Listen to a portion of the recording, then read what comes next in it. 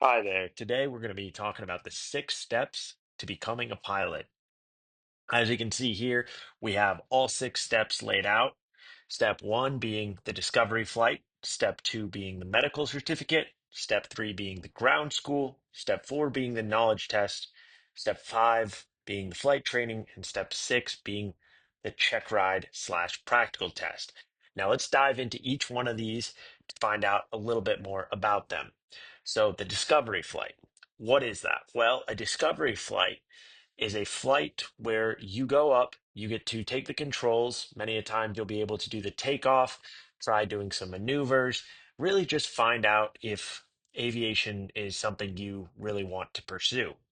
Assuming that that all goes well, here at Deep Sky, we give you a logbook, which is how you track the number of hours you've flown. Your discovery flight with us will be 1 hour long. After we've landed, we'll then talk about what the next steps are. You know, if you tell me, hey, I thought that was terrible, I never want to see these again, we'll part ways. If you say, I thought that was awesome, I'd love to go flying again, we'll talk about what that next step is. In this video, you'll find out what all the steps are, but we'll re-go over them that day after the discovery flight. After that discovery flight, we'll talk about getting your medical certificate. So, in order to get a medical certificate, what you'll need to do is you'll need to go and you'll need to find an AME. We can walk you through how to do that. You'll use the FAA's website to find an AME, which is an Aviation Medical Examiner. They are classified into three different groups, the medical certificates. It's going to be a first class medical, a second class medical, and a third class medical. Your first class medical is going to be for the guys who want to make a career out of this, the guys who want to go all the way to the airlines. Your second class medical is going to be for the guys who don't need to go necessarily all the way to the airlines, but still want to get paid to fly sometimes. The guys who are going to get their commercial certificates. And in order to exercise those commercial privileges, you will need to get that second class medical. The third class is going to be for your GA pilots, your general aviation. These are going to be the guys who just want to fly for fun, who don't plan on getting paid. They want to buy a plane and fly. They want to fly with their buddies, fly for their buddies, any of that kind of stuff will be a third class medical. And you need to decide what's appropriate for you based on your goals and your future.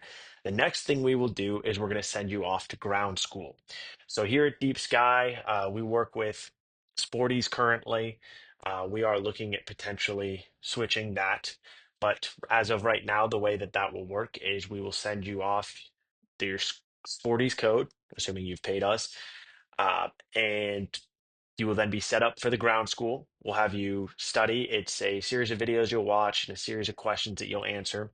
And then you'll sign up for your knowledge test, which is number four. The knowledge test is actually sometimes called the written test. Now, it's not actually written, it's done on a computer in a proctored room. But that's really what the ground school is preparing you for, is for that knowledge test. So once you pass that ground school, you'll get an endorsement from the ground school. You'll go take that knowledge test. Once you've completed that knowledge test, you will then come back to us for flight training. And it doesn't necessarily have to happen in this order.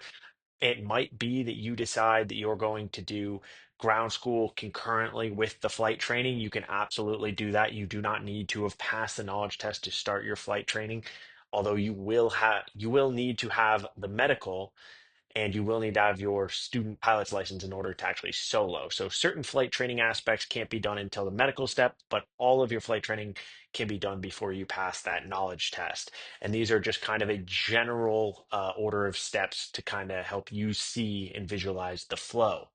The flight training consists of various things based on the kind of flight training that you want to do.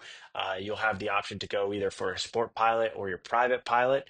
Both are going to be visual flying, but there are going to be some restrictions on the sport pilot as compared to the private pilot is going to be less restrictive. For example, you will not be able to fly with more than one passenger if you decide to go for the sport pilot. Now, the amount of training, as I said, does vary, but once you complete that training, what's going to happen is we're going to send you off for your check ride. You will take that check ride with a DPE, that's a designated pilot examiner, and with that, you will go through a two-part test. This is essentially your practical test. It's going to be initially an oral portion, and then it's going to be the flight portion. And for that, the oral portion, you will be sitting in a room with the designated pilot examiner, or DPE, and he's going to ask you questions. Now, it is technically open book, but many times they like to see that you have all these answers memorized, that you know these directly from your head. So while it is open book and you can use FAA text to reference stuff, for the majority of these questions, you must just know them off the top of your head in order to pass this.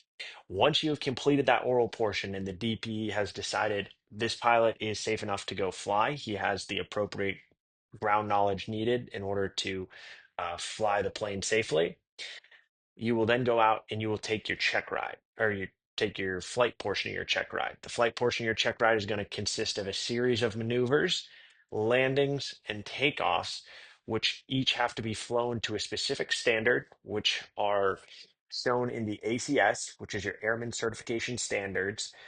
And in that, it will talk about the specific standards for each maneuver and each different thing that you will need to hit the standard of. What do I mean by that? I mean, for example, a heading. You must be on a certain heading or within certain heading tolerances, within certain altitude tolerances, within certain airspeed tolerances, stuff like that.